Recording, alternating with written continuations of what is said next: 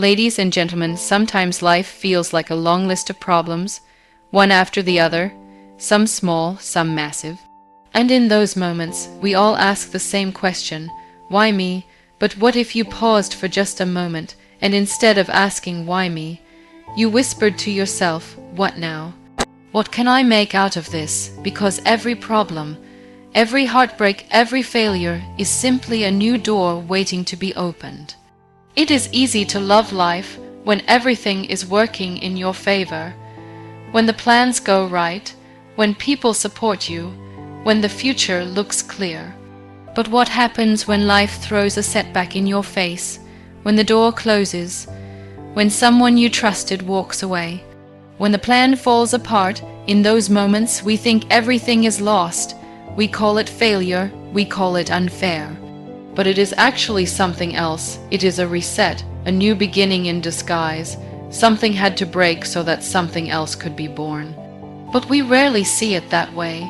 We are too busy grieving the plan that died, too busy clinging to what we thought was meant to be. What we forget is that growth is not polite. It doesn't knock and wait, it crashes through. Sometimes it takes away everything safe and familiar, just so we can learn to build something better. A setback is not the end of the road. It is the start of a different path, one you never considered before. And maybe that's the path you were meant to walk all along. Think of the most powerful people you admire. Their stories are not straight lines, they are full of pauses, breakdowns, losses, but those moments didn't destroy them. Those were the exact points where the new version of them started to take shape. It is not about pretending setbacks don't hurt. Of course they do, but you can hurt and rebuild. You can cry and start again. You can feel broken and still carry the seed of your comeback inside you. Some beginnings wear the costume of failure. That job rejection, maybe it forced you to pursue the dream you had kept on the back burner. That relationship ending, maybe it gave you the time and space to finally heal yourself. That financial loss, maybe it sparked the idea that became your future business. Every setback has layers, and underneath the pain, there is always a lesson, a spark, a seed. We often wait for a sign to begin again, but the setback is the sign. The universe is saying, this version of your life is done. You are ready for the next one. Do not try to recreate the old chapter. Write a new one. You are not here to stay the same. The people who rise after setbacks are not stronger than you. They are simply more willing to see the problem as a doorway. They choose to ask, what now, instead of why me? They understand that creation doesn't begin when things are easy. It begins when you are left with nothing but the will to try again. Next time life pushes you down, do not rush to fix everything. Just pause, breathe, and ask yourself, what is this setback here to teach me? What can I build from this? What part of me is waiting to be born now? Because the truth is, nothing new begins without something old ending. And sometimes, the most painful endings are just the start of your real story. Discomfort is not something we chase, it is something we try to avoid at all costs. We design our lives around comfort, comfortable routines, familiar people, predictable outcomes. We want safety, we want peace, and there is nothing wrong with that. But what we forget is that all the things we are proud of, all the things we remember, all the things that truly changed our lives, they were born from discomfort. That feeling of unease, of not knowing what comes next, of standing at the edge of something unfamiliar, that is the space where growth begins and creativity comes alive. When you feel comfortable, you stay still. You do not question things, you follow the script. But when life makes you uncomfortable, when things stop working, when people disappoint you, when your plans fall apart, that is when your brain starts to move. That is when your heart starts to open. You begin asking different questions. You begin imagining different outcomes. You begin creating, not because you wanted to, but because you had to. Innovation does not come from sitting in a perfect room with perfect answers. It comes from messy questions. It comes from restless minds and broken systems and people who are tired of waiting. Most of the breakthroughs in this world came from people who were frustrated, people who were stuck, people who were told no too many times. That discomfort became their fuel. It pushed them into a new way of thinking. It forced them to find a door where everyone else saw a wall. Think about your own life. The things you are most proud of, did they come to you easily? Or did they arrive after nights of doubt, after you failed and got up again, after you sat in silence wondering if you were even good enough? That discomfort, that ache in your chest, that tightness in your stomach, that was not weakness. That was the sound of something new trying to be born inside you. We are taught to chase success, but no one tells us that success is usually hiding behind discomfort. It is in the tough conversation you do not want to have. It is in the new skill you are afraid to learn. It is in the decision you keep postponing because it scares you. But until you step into discomfort, you will keep walking in circles. You will keep repeating the same day with a different date. Discomfort is not your enemy, it is your invitation. It is life's way of pulling you into the next chapter. And the longer you avoid it, the longer you delay your growth. Growth does not ask for your permission. It demands your surrender. It asks you to stop pretending that you have it all figured out. It asks you to trust the process even when you do not understand it. The most creative people in the world are not fearless. They just learned how to be friends with discomfort. They stopped waiting for the perfect moment. They chose to show up when it was awkward, when it was new, when it felt uncomfortable. And that made all the difference. You cannot create something new if you are always clinging to what is safe. You cannot move forward if you are always looking back. Sometimes discomfort is just a sign that you are alive, that you are trying, that you are about to break into a new version of yourself. You do not have to be ready. You just have to be willing to sit in the unknown long enough for something powerful to emerge. Pain is something we all run from. We cover it up, distract ourselves, pretend we are fine, move on too quickly, or bury it so deep that we forget where we placed it. But pain does not disappear just because we ignore it. It waits, it lingers, and if we pay attention, it can become something else entirely. Pain has a strange way of clearing the noise, burning away the unnecessary, and leaving only what truly matters. It strips you down, but it also sharpens you. In the middle of that sharp, uncomfortable ache, there is a chance to reimagine who you are and what you can do. We are told that pain is a sign of weakness, that it should be hidden, that it must be solved quickly. But some pain is not meant to be solved. It is meant to be felt. It is meant to sit with you until it shows you what needs to change. Because pain is honest, it does not lie.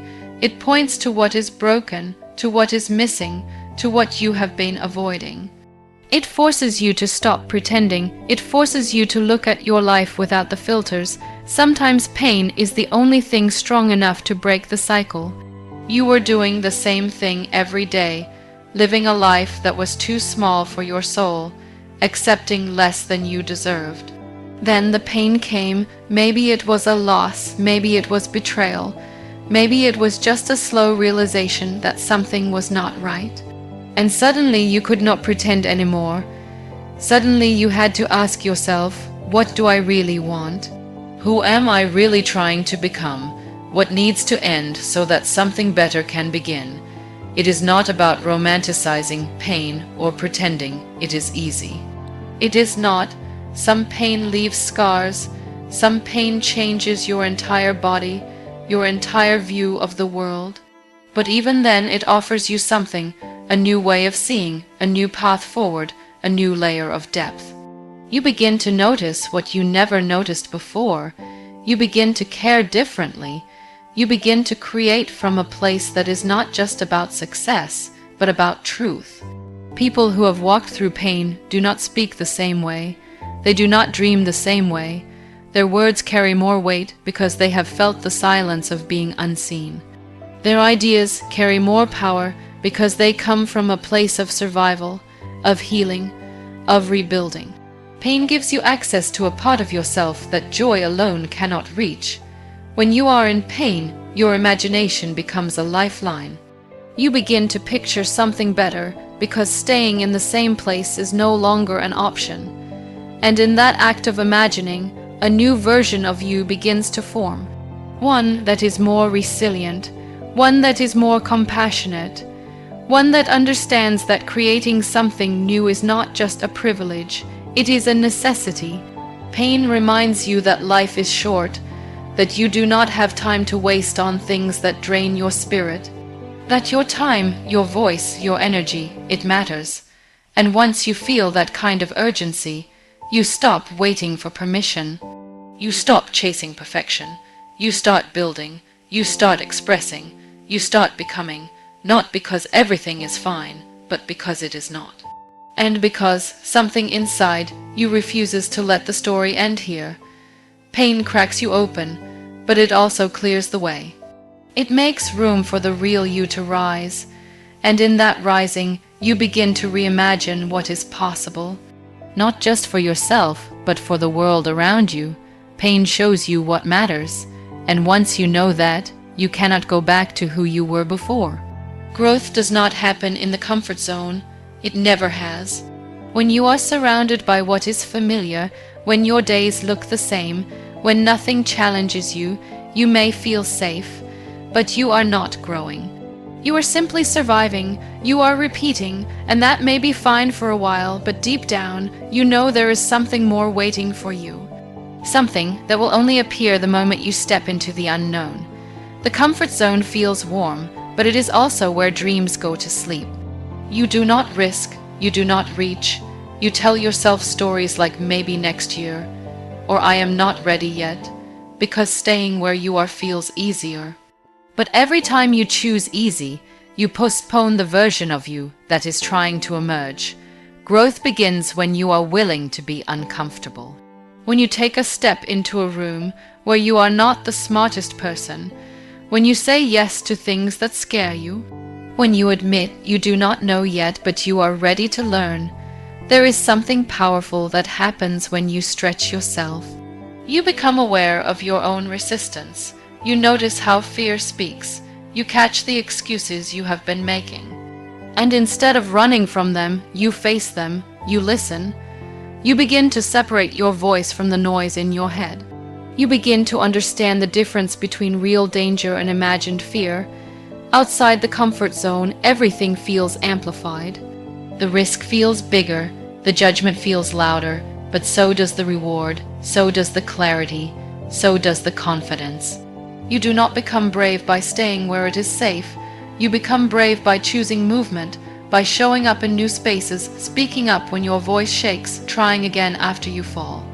Growth is not glamorous, it is messy, it is awkward, it is full of moments where you doubt yourself, where you feel lost, where you wish you could go back. But going back means repeating, and you are not here to repeat. You are here to evolve. You are here to find out what you are truly capable of. And the only way to do that is to cross the line that fear keeps drawing around your life. You do not need to take giant leaps. Growth can begin with a small shift, a conversation you have been avoiding, a decision you have been delaying, a risk that keeps whispering to you at night. Every time you say yes to the unfamiliar, you expand your world. You stretch your limits. You realize you are not as fragile as you thought. That fear did not kill you. That failure did not destroy you. That rejection did not define you. There is a version of you on the other side of fear that you have not met yet. Someone wiser, stronger, more aware, and that version is only waiting for one thing: your willingness to step forward. You will not feel ready. You will not have it all figured out. That is not how growth works. You learn as you go. You get stronger in motion. You build courage by doing. Everything you admire in others was built outside their comfort zones. The courage, the wisdom, the talent, it was shaped in the fire of effort, discomfort, and persistence. You are no different. You have that same potential, but potential means nothing if it is never used. If you always choose what is easy, if you never challenge the life you have settled for, you owe it to yourself to grow beyond your excuses, to move toward the life that scares you a little, because that is usually the life that matters the most. Growth begins when you stop protecting your comfort and start protecting your purpose. When you trade certainty for curiosity, when you let go of control and choose courage instead.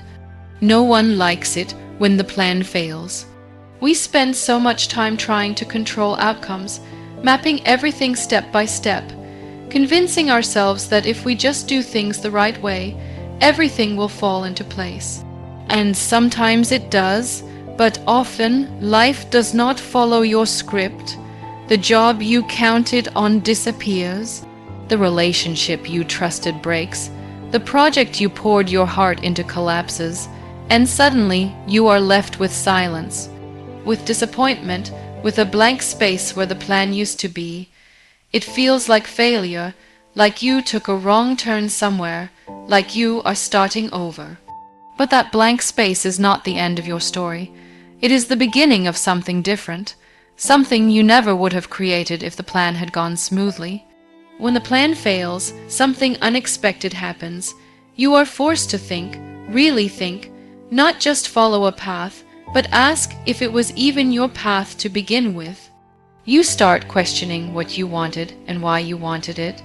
You begin listening to that quiet voice inside that has been drowned out by deadlines and checklists and other people's expectations. That voice has been waiting for space, and now the failure has given you that space. Creativity does not thrive in a tight box. It needs breath. It needs space to move. It needs disruption. When the plan falls apart, it creates a rupture in your routine. Suddenly you are not on autopilot anymore. You are awake. You are uncomfortable. You are paying attention.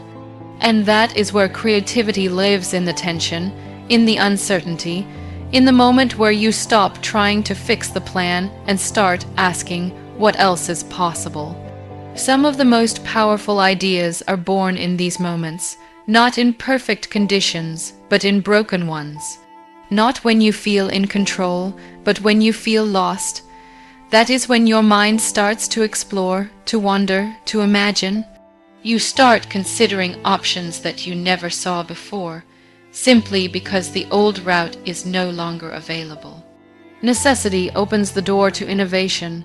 Pain opens the door to honesty, and failure opens the door to reinvention. The world is full of people who created incredible things not in spite of failure, but because of it. They wrote books after being rejected. They built businesses after losing jobs. They found their purpose after losing their direction. Their creativity did not come after success. It came in the middle of uncertainty, when the old way stopped working, and the only way forward was to build something new. Letting go of the plan is terrifying. It makes you feel like you have nothing to hold on to, but that emptiness is also full of potential. You are no longer bound by the limits of what you thought should happen. You can explore what could happen. You are free to dream again, not from a place of control, but from a place of truth. What do you really want? Who are you when the titles are stripped away? What matters now that the noise is gone? This is where your creativity finds its power. Not when things are certain, but when you have to figure it out from scratch. You stop copying and start creating. You stop chasing and start listening. You stop trying to impress and start expressing. And what comes from that place is more authentic, more real, more aligned with who you are. The failed plan was never a punishment, it was a push. A gentle, sometimes painful push toward the deeper part of yourself that you had forgotten. Toward the idea that had been sitting quietly in the back of your mind. Toward the life that is waiting to be built by your own hands, not by someone else's blueprint. Most people never discover how strong they actually are. Not because they are weak, but because life has not yet demanded that kind of strength from them. Strength is not something you find when things are going your way. It does not show up when everything is calm and predictable. It shows up when you are tested, when everything feels like it is falling apart, when you are standing in the ruins of what you thought would last, and the only thing left is you. That is the moment you meet the version of yourself that was always there, quiet, waiting, hidden under layers of doubt and fear. We do not like hard seasons. We call them unfair, painful, even cruel, but they are also revealing. They show us who we are when there is nothing to hide behind. They strip away the masks. When problems show up, they do not just disrupt our plans. They reveal our patterns. How we think, how we respond, what we believe we are capable of. The problem does not create your strength, it exposes it. The strength was already there, you just did not know it yet. Most people walk through life never tapping into their full capacity. They play small, they stay comfortable, they do not challenge themselves unless they are forced to. And problems do that, they force you. You do not get to avoid the hard thing anymore. You have to face it, you have to adapt, you have to push through, and in doing that, you discover that you are capable of more than you thought. Strength is not loud. It does not always look like confidence or power. Sometimes strength is just getting out of bed when you do not want to. It is telling the truth when lying would be easier. It is starting again when you are tired of beginning. It is asking for help when pride tells you to suffer silently. Strength is not a moment, it is a choice. And problems give you the opportunity to make that choice again and again. You never know how far you can go until you are pushed. And the push almost never feels gentle. It feels like heartbreak, like failure, like betrayal, but hidden in that discomfort is a door. You step through it, and suddenly you are doing things you never imagined, solving problems you thought were too big, holding emotions you thought would break you, leading when you felt lost, healing when you thought you were beyond repair. Some of the strongest people are not the ones who look like they have it all together. They are the ones who have fallen apart and still found a way to keep going. They carry scars, but they also carry wisdom, because every time life knocked them down, they learned something. About resilience, about patience, about grace, and every time they got back up, they carried a little more of that strength with them. Strength is not about being unshakable. It is about being willing to shake and still keep standing. It is about staying present in the chaos, about breathing through the fear, about not needing to have all the answers to keep moving forward. When you stop trying to avoid the hard things and start meeting them with open hands, you grow, you expand. You realize that strength is not something you wait for. It is something you activate. Your strength does not show up when things are perfect. It shows up when you are tired, uncertain, afraid, and you still choose to move. You still choose to believe that something better is coming, that you are not done yet, that there is more inside you than anyone sees, that your story does not end in the problem. It begins in your response to it. Chaos is usually something we try to escape. It feels messy, loud, unpredictable. It makes us anxious because we are taught that control equals safety. We believe that the more we organize, plan, and manage every detail, the better things will be. And yet, when we look back at the most transformative moments in our lives, they were rarely calm or controlled. They were the moments when everything fell apart, when the structure broke down, when the old routine could not hold us anymore. In the middle of that chaos, something new began to take shape, something we did not plan, something we could not have created if life had stayed neat and orderly. Creation needs space, and oddly enough, chaos makes that space. It removes what is unnecessary. It breaks apart what is too rigid. It shakes us out of our habits. When everything is stable, we stick to what we know. We do not experiment. We do not question. We do not innovate. But when things stop working, when we are forced to rebuild, that is when creativity comes alive.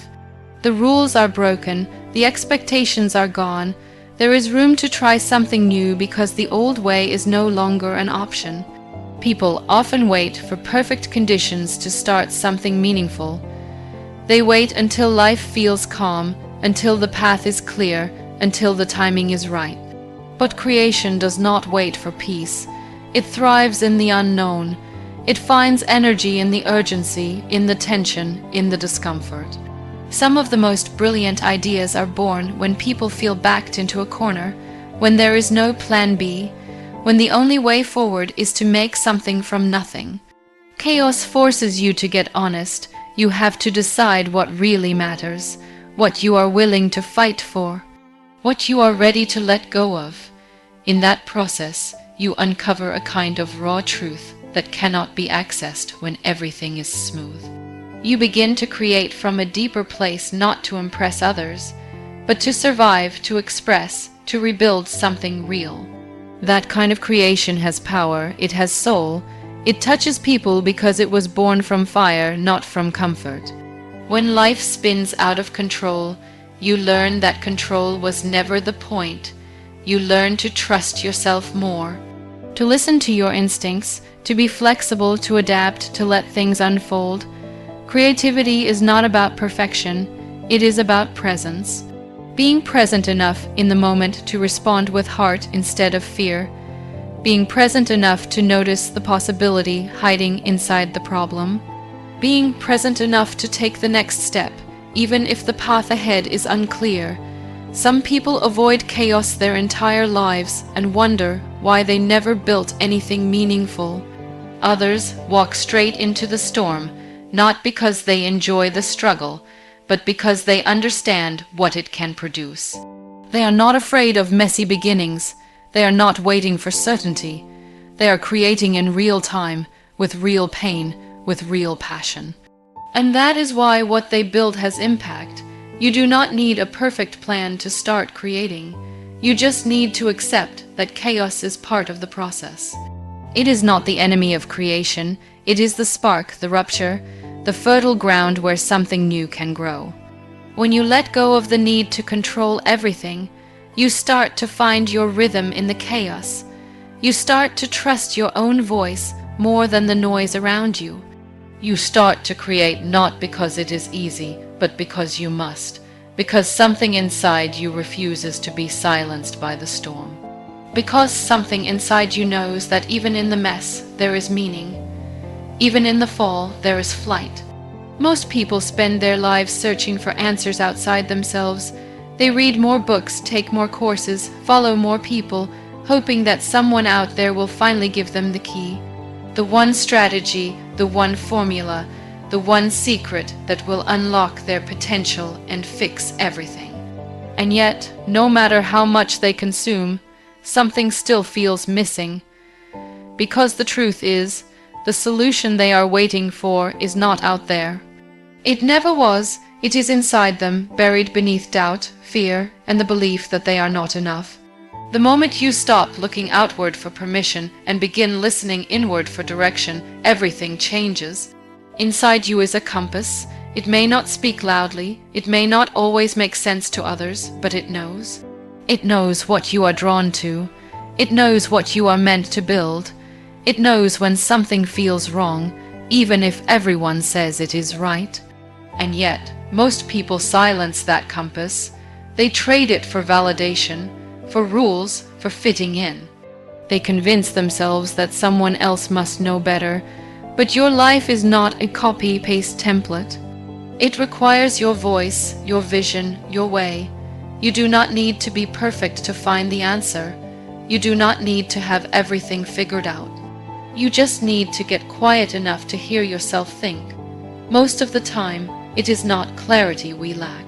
It is courage, the courage to trust our own instincts, the courage to act on our own ideas, the courage to believe that we already have what we need to take the first step. You do not need to be an expert.